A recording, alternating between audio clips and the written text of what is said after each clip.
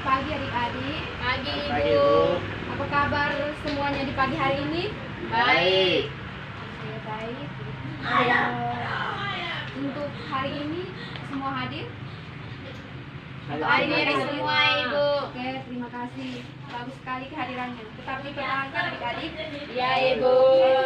Sebelum kita memulai dengan pelajaran kita, yang tentunya kita awali dengan doa. Jadi saya minta kepada salah satu dari kalian untuk memimpin kita dalam doa. Marilah teman-teman kita menyiapkan hati dan batin kita untuk menghadap Tuhan dalam doa. Berdoa mulai. Berdoa selesai.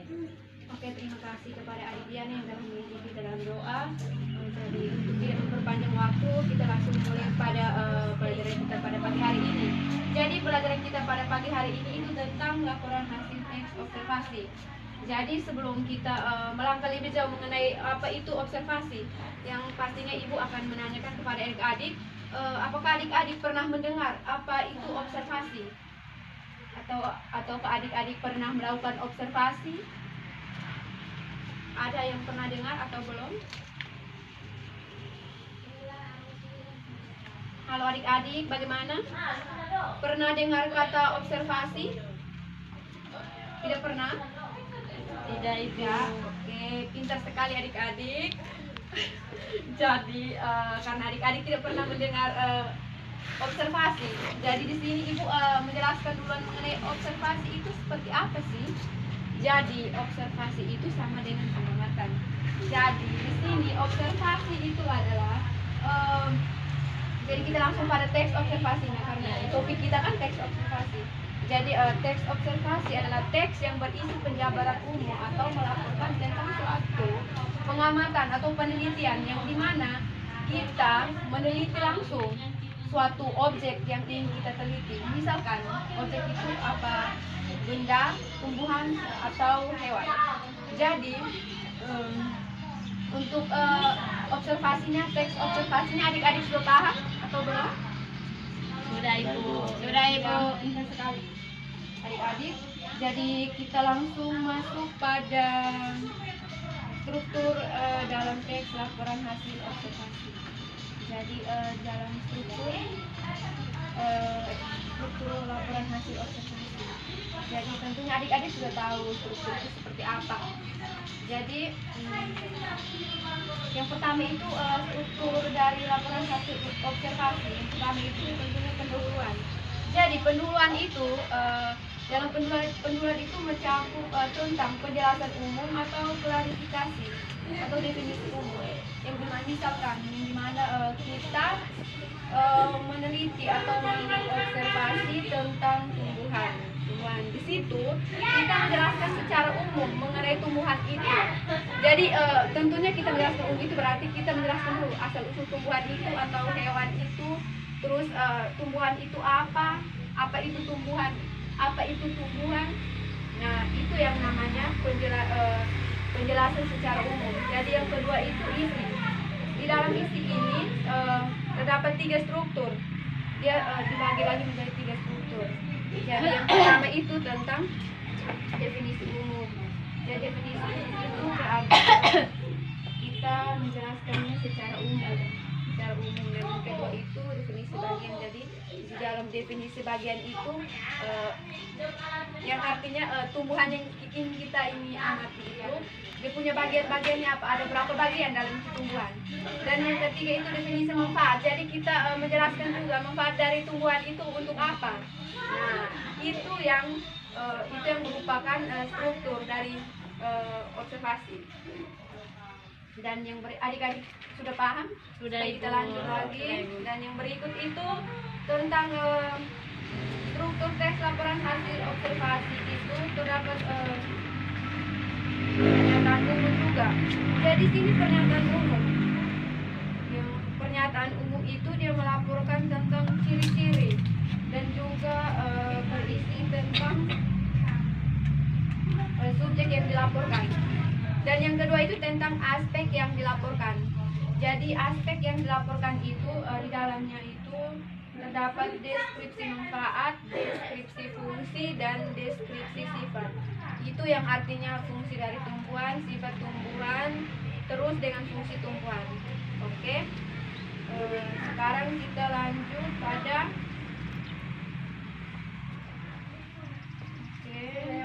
kita lanjut pada kaidah kebahasaan teks laporan hasil observasi. Jadi kaidah kebahasaan teks baik, yang berikut itu kaidah kebahasaan teks laporan hasil observasi. Di sini ada 3 kaidah dalam laporan hasil teks observasi. Itu yang pertama itu menggunakan dalam bidang ilmu. Yang kedua menggunakan kata khusus. Yang ketiga kata sambung dalam itu sampingan. Oke. Adik-adik tadi Ibu sudah menjelaskan panjang lebar mengenai laporan hasil teks observasi. Jadi di sini Ibu meminta kepada adik-adik sekalian untuk mengobservasi atau mengamati salah satu benda atau tumbuhan sesuai dengan struktur yang sudah Ibu jelaskan. Jadi adik-adik salah satu untuk ambil kita tumbuhan atau benda supaya adik-adik bisa mengamati. Silahkan salah satu orang keluar ambil 5 menit saja. 1 menit.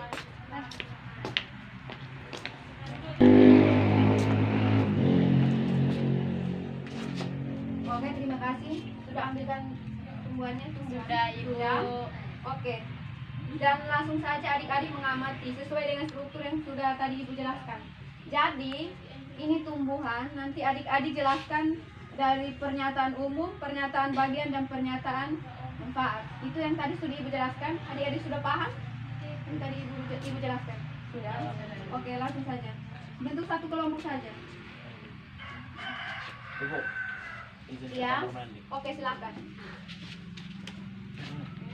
Waktunya 5 menit untuk adik-adik amati tumbuhan tersebut. Tumbuhan ini itu bentuknya begini. Pernyataan umum tadi Ibu sudah jelaskan. Jadi pernyataan umum itu yang artinya adik-adik mengamati tumbuhan ini. Terus adik-adik menjelaskan tumbuhan ini namanya apa, merupakan apa tumbuhan ini, asalnya dari mana. Sudah paham? Oke. Yang kedua, ini pernyataan bagian. Tumbuhan ini merupakan ada berapa bagian? Ada misalkan ya begitu, ada daun, batang. Terus yang berikut itu manfaat. Jadi manfaat dari tumbuhan itu apa? Ya, sudah adik-adik sudah paham? Sudah, Ibu. Oke. Bagaimana? Sudah selesai? Sudah bisa maju presentasi?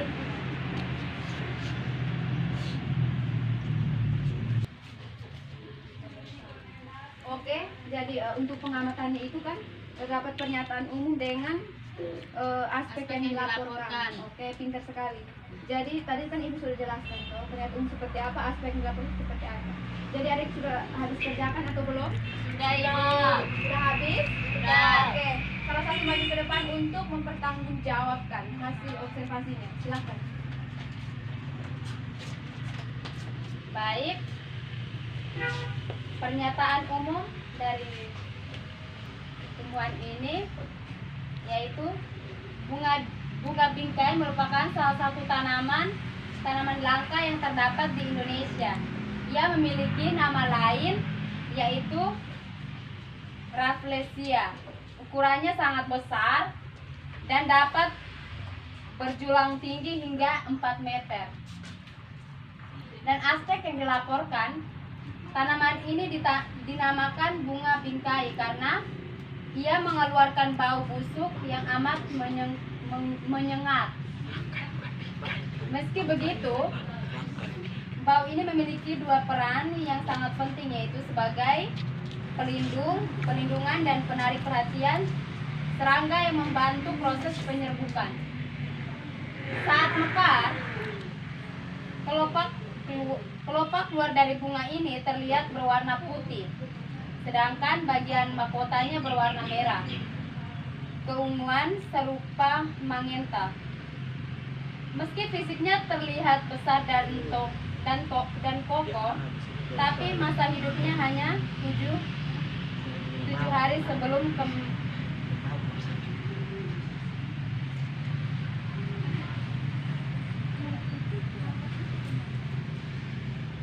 Lanjut. Sudah sampai di mana, Adik? Meski fisiknya terlihat besar dan kokoh, tapi masa hidupnya hanya 7 hari sebelum kemudian mati. Habitat asli bunga bingkai adalah di hutan Sumatera. Namun karena terancam punah, ia mulai dikonservasi di banyak tempat. Salah satunya adalah di Taman Hutan Raya yang terletak di Bandung, Jawa Barat. Penebangan liar dan perubahan iklim adalah beberapa faktor yang menyebabkan bunga bingkai menjadi langka dan sangat sulit ditemukan. Sekian. Oke, terima kasih. Berikan aplaus kepada Adik Diana. Oke, pintar sekali. Jadi tadi adik-adik sudah mempresentasikan pengamatan adik-adik. Jadi untuk materi kita cukup sampai di sini karena kita juga dibatasi oleh waktu dan ibu juga masih ada kelas. Jadi untuk adik-adik sekalian, tolong adik-adik pelajari apa yang sudah ibu berikan tadi, yang sudah ibu ceramah panjang lebar. Tolong adik-adik baca ulang kembali supaya nanti kalau suatu ibu tanya kembali adik-adik bisa menjawabnya dengan tepat. Oke. Untuk tadi ada berapa orang yang hadir? Ada semua ibu yang satu bolos. Atas nama siapa yang bolos? Januarius Charles DC. Oke, tidak apa-apa, mungkin karena dia sudah jenuh dengan apa yang dijelaskan dari tadi karena kemungkinan terlalu banyak. Jadi untuk menutupi pembelajaran kita pada hari ini, ibu minta kepada adik-adik untuk tetap